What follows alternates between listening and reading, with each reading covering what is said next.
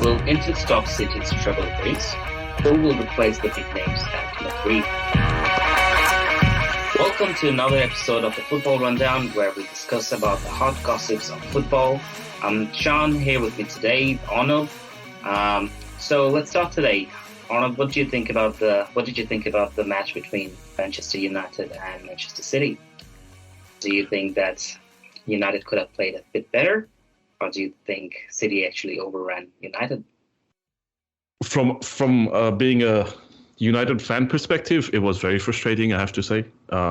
Conceding a goal within the first minute was definitely did not help at all.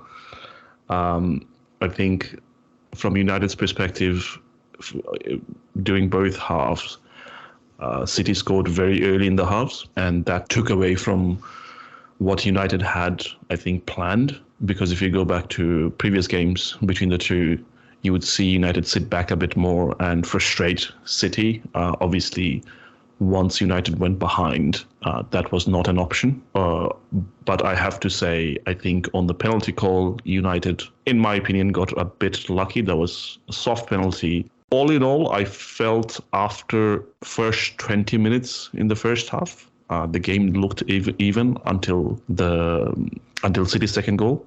But overall, I think City were slightly better. I don't think that was City's best performance, but they were slightly better than United. I would definitely agree with you. Even before the game, there were rumors that Man City is going to overrun United by miles, which was definitely not the case. And when I saw the game as well, it was pretty even. Obviously, City's got the edge, and the volley, oh my God, that was incredible. It seemed to be the final with Gundogan's volleys.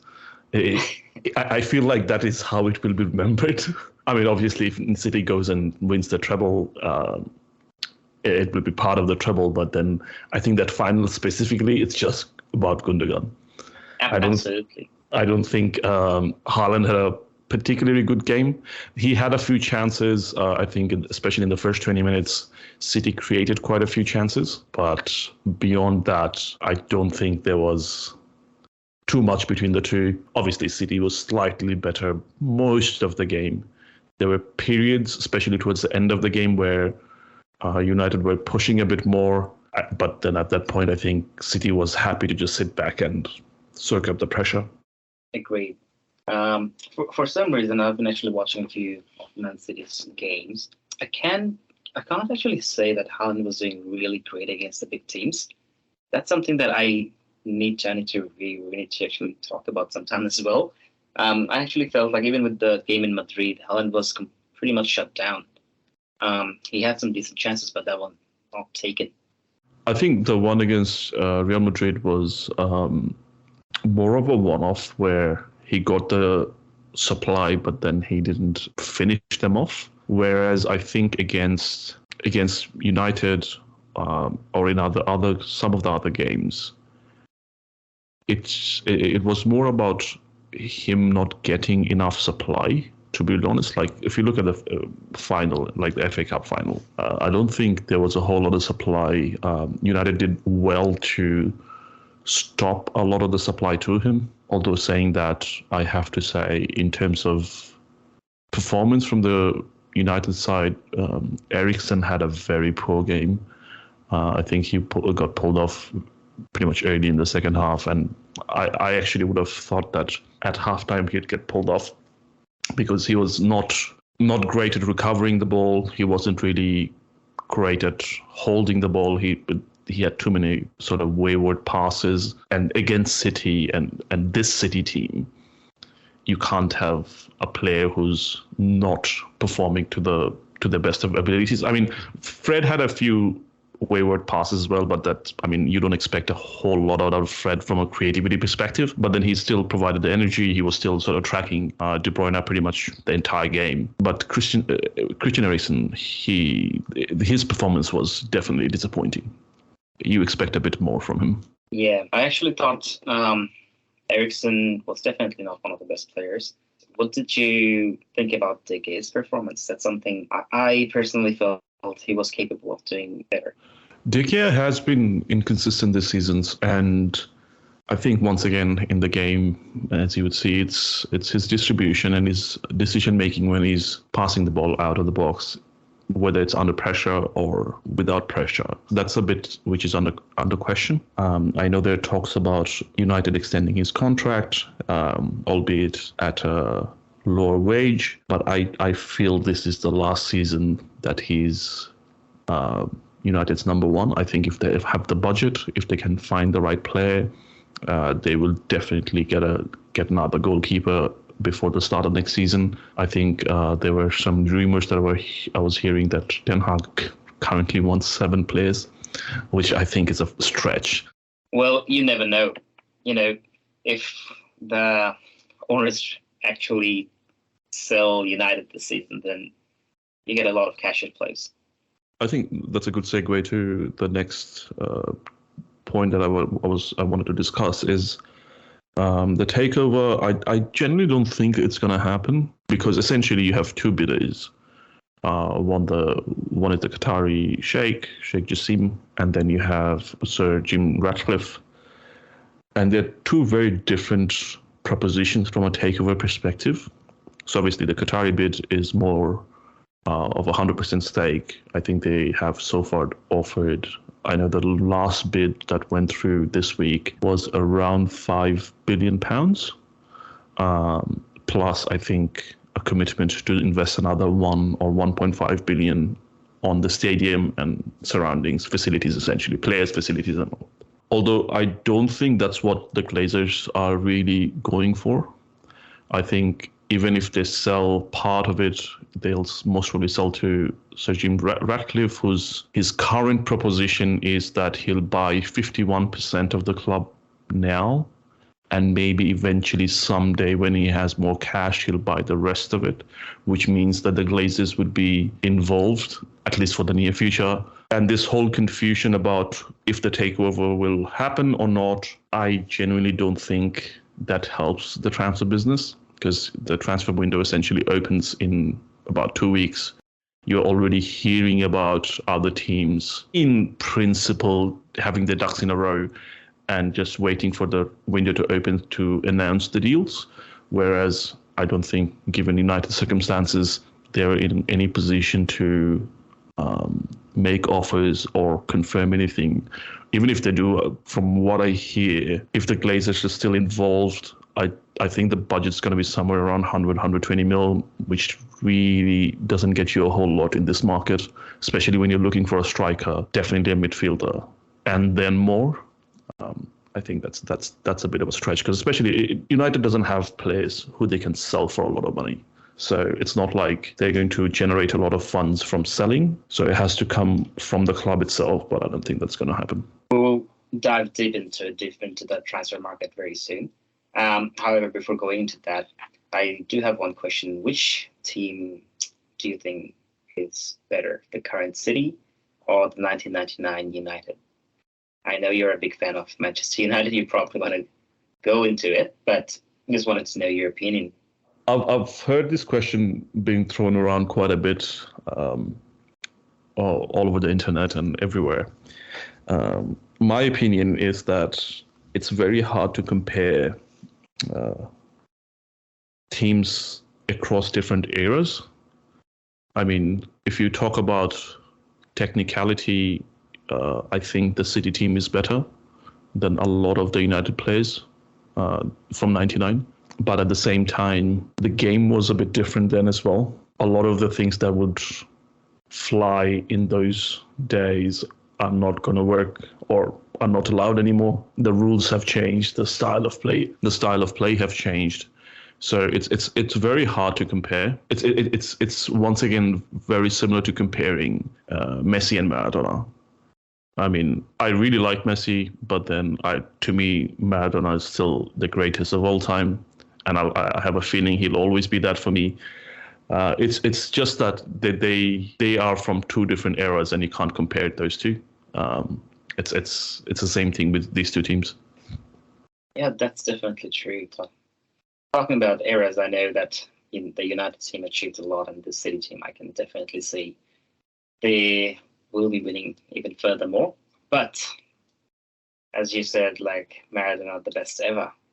What do you think about Pep being one of the best managers ever? I certainly think that he is up there, but what are your thoughts on it? Do you recognize him as similar to Sir Alex Ferguson, or do you think he made his own era and he's writing his own chapter in a different way? I think he will go down as the best manager outright. I don't think there will be any questions around that. As much as I love Sir Alex, especially for what he has done for Man United, I think Pep changed a lot of the concepts within the game, especially tactically. Although some of the time he's been called out for a lot of the weird choices that he has made, but a lot of it has been adopted by other managers, other clubs.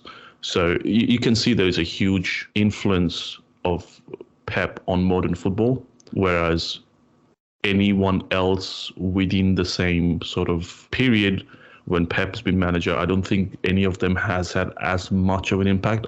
Klopp might be the closest, but I don't think anyone else comes any closer. I mean, Sir Alex is a different thing, obviously. His tenure and the fact that he's had most of his success at the same club. I mean, he has had success before that at Aberdeen, but he spent most of his career at United. That obviously is very difficult because you're trying to rebuild the same team over and over again. I think that test will come to Pep if he continues at City and if he has to rebuild this current team. I think there was a bit of a rumor that this might be Gundogan's last season with City. They might get some replacements. I think there's talks about Kovacic joining City this season, or next season, sorry. So that rebuild would obviously be the test, but I don't think Pep's going to struggle much with that. So I genuinely think he'll go down as the best manager. For me, I can definitely say he is actually one of the best ones because he's done it twice now. He's been at Barcelona. He made Barcelona as threatening as City is right now. There was an era where people would literally run away when they heard Barcelona. People would start crying if they saw Barcelona in the odds of Champions League knockouts. But yeah, I definitely think Pep will be one of the greatest manager ever. If not, I mean, I personally think he might actually go down as the best manager ever. Tipping Sir Ferguson as well. Talking about the best player right now, or the best player for a lot of people right now in the world, Lionel Messi. The exit from PSG. Messi going to Inter, the type of farewell that he deserved. I know that he hasn't done much, but he's still a legend. And I remember. I think he has done pretty well this season because if you go by stats, I think he's scored 16 goals, 16 assists. I mean, it's hard to beat those sort of stats, especially when he's not playing exactly up front. So I don't think from a performance perspective, he has dropped for PSG. I mean, the first season was a bit of I think, adjustment period. So the first season wasn't as good as people expected it to be. The current season, that's gone pretty well for him. I mean, other than the Champions League bit, but then you can't just pin it on one guy. No, his performance has been excellent. Like, there is no questions about his performances. But off-field treatment of the player or on-field as well. Like, I've seen and I've heard PSG fans trashing out on Messi and Neymar as well when things didn't go right. But that's something you don't actually expect from someone as good as Messi to receive. I remember when Beckham was in PSG, when he left PSG, he received a massive farewell. But I did not see it on Messi's last game with PSG. No, absolutely not.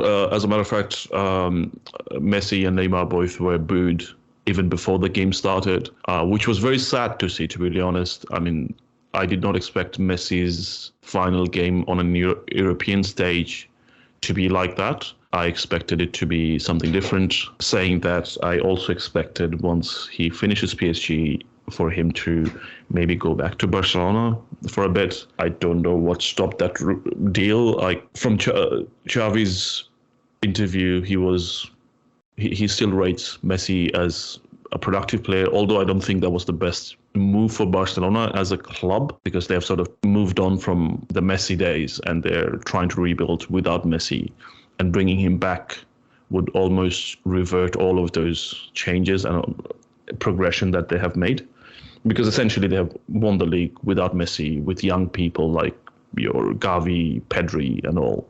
Going back to Messi, I don't think was the best choice for them. But I can see the emotional pull on that for both sides. So I actually expected that to reign over people's more rational decision-making. But now he's going to Inter Miami. How do you feel about that move? Messi to Inter, well, when I first heard about it, I was glad, honestly. I was glad that he didn't wind up in Saudi League. I'm not saying anything bad about the Saudi League. I mean, with all due respect to the league fans and everything, but I personally felt better that he's actually going to Inter Miami, because he deserves it, honestly. He deserves to still play for a good level, still play at a higher level, at a competent level in Inter Miami rather than Saudi League. When I see Ronaldo, Saudi League is competitive, honestly. I saw that, but I was glad that he didn't make that choice because of the money. That's what I loved about this deal. That I don't know how to say it. Like, I know that Inter Miami is owned by David Beckham. You can say, yeah, he went down there to give him support or whatnot, but I am glad that he went to Inter Miami. I think the big, like you mentioned, David Beckham, and I think the biggest winner out of this deal is David Beckham. Absolutely. Because I was reading a stat the other day. I mean, some of it is still, there is a bit of question marks. Instagram followers? No. It's not about that. It's the fact that I think Beckham put in about 25 million to get into Miami, which is currently valued at about 300 to 400 million. The expectation is once Messi joins, that will increase the valuation of that club to close to $1 billion. So I think he's the biggest winner out of all of it. Absolutely. But what surprises me is that I do want to know, like, what kind of salary Messi is going for. Because I didn't think that Inter Miami could afford to pay his salary. Look, honestly speaking, I don't think, and that's what surprised me about the Barcelona deal as well, because a lot of people are quoting financial reasons for Barcelona not to sign Messi, which I don't really buy. Because if you think about it, I think he was getting, 35 mil at PSG a year, which I understand is a stretch for Barcelona right now, given their financial conditions. But if you look at Messi, he's earning close to 100 mil on endorsements alone, which are not going to go away. And I don't think if you tell Messi that come back to Barca, we can only pay you 10 million a year or even 5 million a year, I don't think that makes a whole lot of difference. And if that's what broke the deal, then I don't know. I mean, a lot of the perceptions about Messi then might be wrong. Because for me, I didn't think money would be an issue in any of the deals. Because, I mean, I don't think Inter Miami is going to pay 30 million a year for Messi, as good as he is. I don't think they can afford it. So, and in all honesty, I mean, if you're earning 100 mil from endorsements, and once he moves to America, that might get bumped a bit more. Well, talking about legends, there's another legend who retired. Some would say he's the best player. He would definitely say he's the best player. Ibrahimovic, retirement at 41.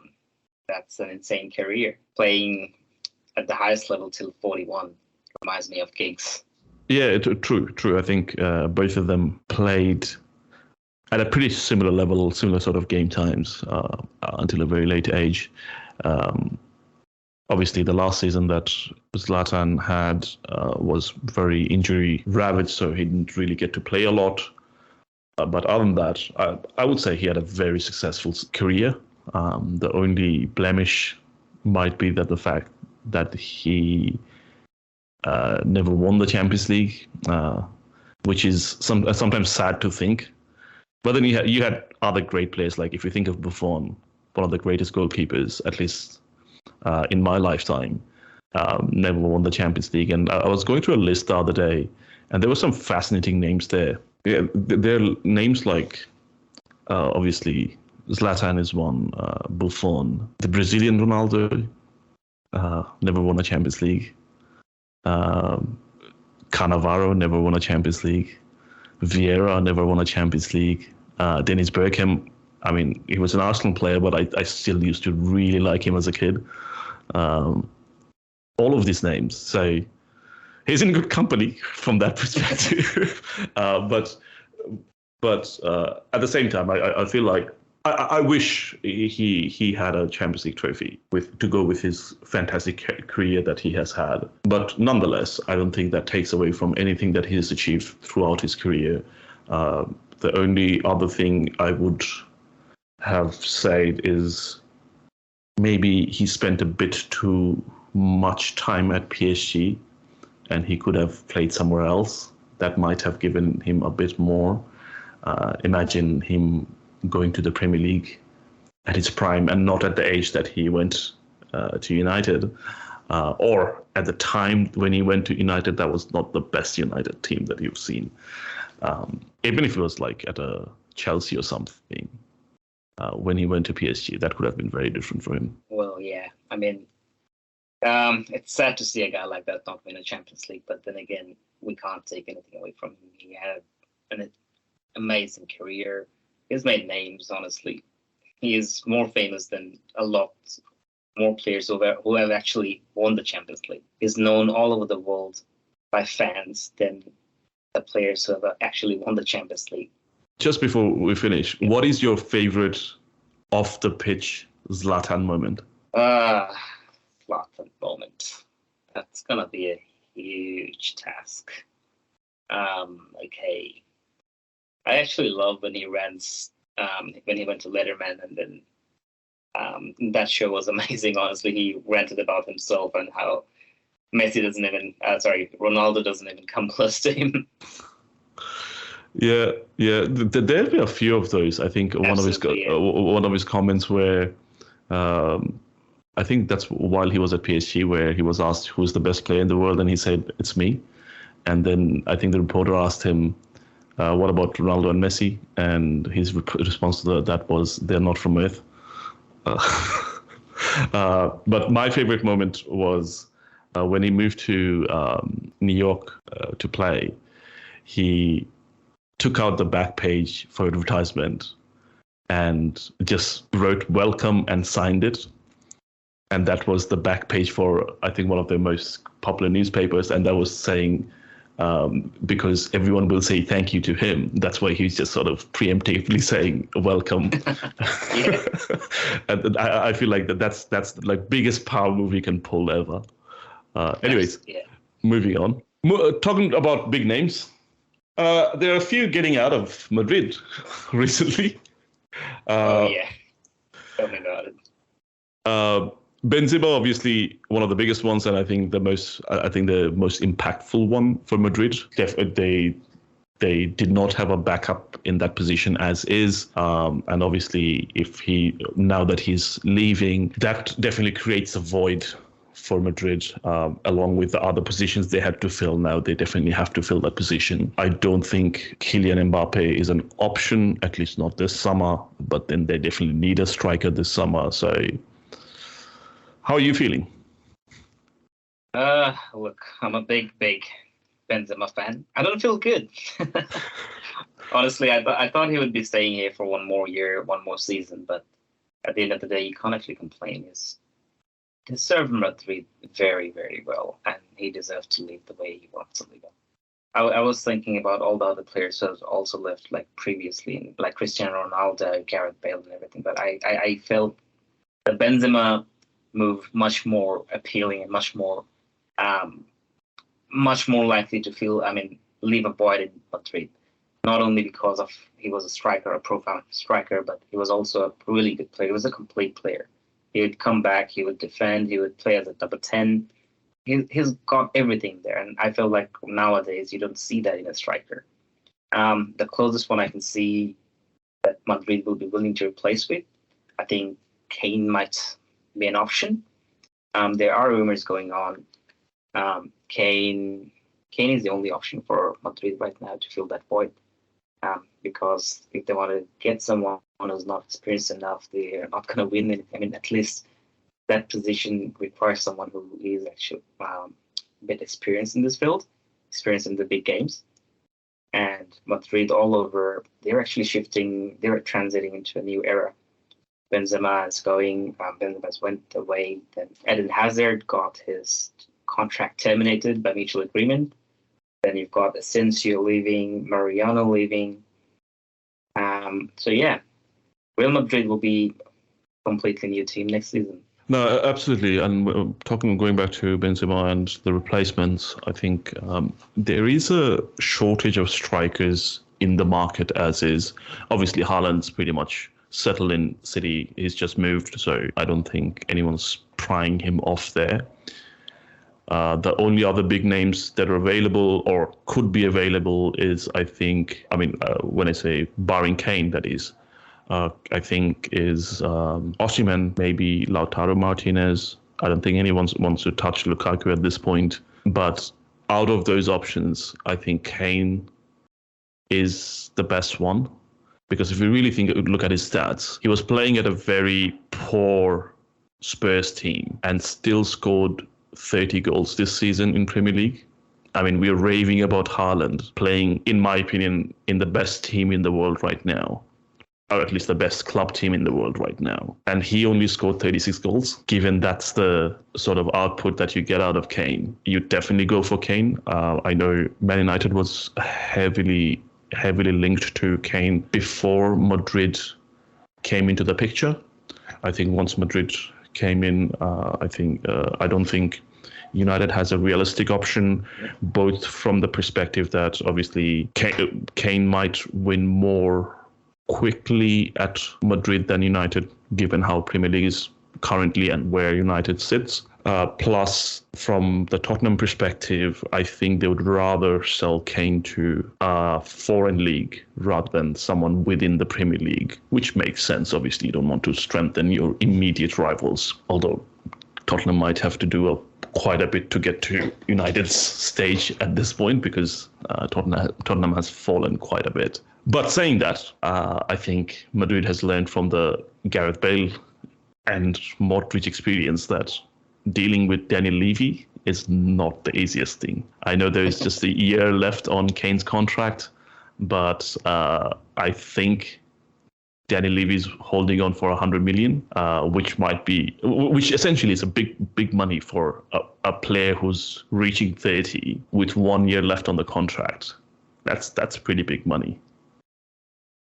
Yeah, that's what I was thinking as well. Like, Kane going to Madrid is definitely not the worst transfer ever, though that might actually be a blessing to Madrid. Might become like one of those things, you don't expect anything to happen, but it just might. But at the same time, I was thinking about the price tag and everything. How is Madrid going to afford? I mean, they can afford, but are they willing to pay 100 million or over 100 million for a player who's turning 30 really soon? Got only 1 year left in his contract. But then again, if you look at from Madrid's perspective, they don't have any other options. There's no good strikers in the market. The only other option, I know that there were rumors that Madrid have been chasing Havertz as well. And so coming into this three, I think Madrid will definitely go for Kane rather than anyone else. And I wasn't even sure why Madrid were chasing Havertz at this point. I think Havertz is more of a creative exactly a Modric replacement rather than a Benzema replacement. But then they're also spending quite a bit on Bellingham. I think the Bellingham deal is pretty much over the line. Sorry. So I don't know how much budget they'll have left over for a 100 million striker. But at the same time, that's what I was thinking about as well. Like, why go for Havertz when you're bringing in Bellingham? And if you look at Madrid's midfield, it's crowded right now. You've got Fede Valverde, you've got Tchouaméni, you've got Camavinga. Then if Bellingham is coming, let's just take out Modric and Kroos out for the sake of it. Like, they're just going to be there to train they're going to be the role model for the other midfielders. But then again, where is the position for Havertz? I think it becomes more of a rotation thing because Havertz can obviously play in midfield, but he has played sort of a false winger sort of a position. So he could play one of those roles. Depends on what Ancelotti wants to do. He might be sort of a backup for Rodrigo on the right. There are obviously options, but I think those rumors or those conversations were on the basis that obviously Chelsea has to sell. Chelsea's squad is crowded. That's not an unknown fact. And the fact that they thought if they could get Bellingham, maybe Havertz, and Benzema stays, then that's a decent team for next season. And then next season they can go out and focus on a replacement for Benzema. Because I think they were also looking at Joselu as a sort of young backup for Benzema, but I don't think at this point they still might have to do that, even with Kane, because Kane does have an injury record where he misses matches every now and then. Also, the other fact with Havertz is Madrid plays in at least 3 competitions, so you need to have rotation through the team, and especially going by how this season went and how Ancelotti was quite reluctant to play Tchouaméni. I think those things added up together. You might need another midfielder just to fill up the spaces. Yeah, I mean, I get what you mean, but I don't know. I don't feel Havertz will be a good fit for Madrid. I could see that he might be a replacement for Asensio, like you said, that he can play the wings or he can play in central midfield as well. I can see him being a replacement for Asensio. Going into Chelsea, what are your thoughts on Chelsea, Red? Well, Chelsea, I think last season was just a horrible season for them. The new owners, I don't think they understood the importance of a lot of the decisions or took enough care in those decisions. But saying that, I think Pochettino is the right choice for Chelsea. They have a lot of young players, and Chelsea, for the recent years, has had one of the best youth academies across Europe. So they produce a lot of young players, and Pochettino is pretty good at bringing up young players, both at Southampton and Tottenham. He's done pretty well with that. So from a managerial perspective, that's a good choice. I also think that the owners are a bit more open to listening to what Pochettino is asking for. I mean, in terms of Joao Felix not staying on, I don't think that fits Pochettino's style or what he wants out of Chelsea. So he's been sort of shipped out. They'll have to ship out quite a few. Now, the thing is, are they in a position to ship out enough at a decent transfer value? Because some of the price tags that are putting on players are quite unrealistic. I think Mason Mount, we briefly touched on it in one of the previous episodes. United, I think, has an agreement on personal terms on principle, but I don't think that deal is going to go ahead as is, because Chelsea is now asking for £80 million for Mason Mount, which does not make sense. I mean, he's a decent player, don't get me wrong, but I don't think he's an 80 million player. Similarly, for Havertz, I think they're asking for another 60, 70 million, which, given Havertz's performance recently, given the fact that everyone knows Chelsea has to sell or send players out, be it sell or loan, I don't know if other teams are willing to pay that much. So that's the situation Chelsea is in. I know City's, I think, buying Kovacic. Inter, I think, after the final, especially, they'll get in the conversation for Lukaku, maybe another season of loan, maybe now the permanent deal, whatever the scenario might be. So there are a few outgoings, but then they have to bring in players as well. And it's a tricky time for Chelsea. That's without a doubt. And especially the way they have spent over the last 2 transfer windows. I don't know from a financial fair play standpoint what impact that has, especially if they have to sell some of them at a loss. I know the goalkeeper Kepa, he might be sold as well because he's not really playing, and he has had issues at Chelsea throughout his time at Chelsea. So it'd be interesting. I think Chelsea will have a very busy summer. Let's talk about transfers in the upcoming days. I'm sure there will be more things to talk about. More players will be moving.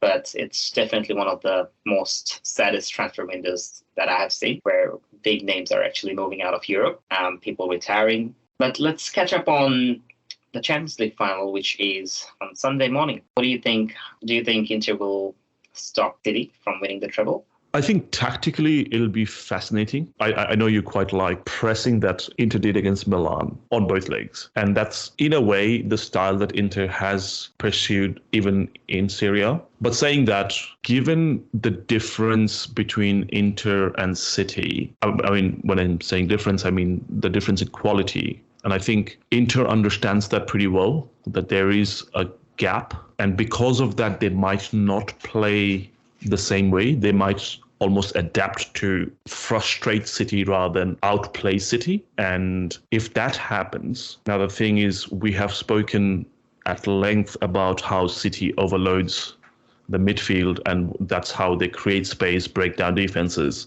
And that seems to be the modus operandum for Man City and Pep. Saying that, most of the teams that City have faced this season play a back four. If you take Madrid, I'm going to the big games, especially.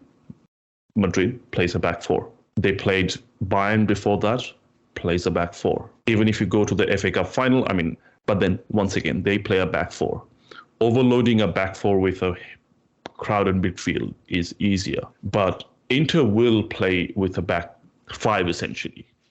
Because if Dumfries and DeMarco falls back, which they will, I believe, because they'll try and counter, it's much harder to break that down, because essentially you have three of Inter's midfielders, which in my opinion will be Barella, Çalhanoğlu, and once again Mkhitaryan.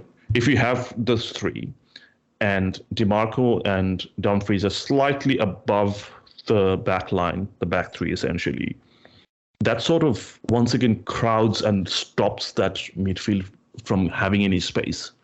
So the half spaces that your Bernardo Silva and De Bruyne likes to operate in, those might be filled. So pushing Stones might not be as effective.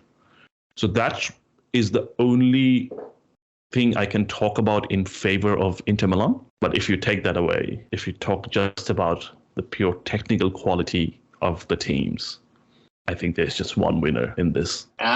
Tactically speaking, definitely, I feel that City might win riots, because I know that you're saying that Inter will be with five players of defense.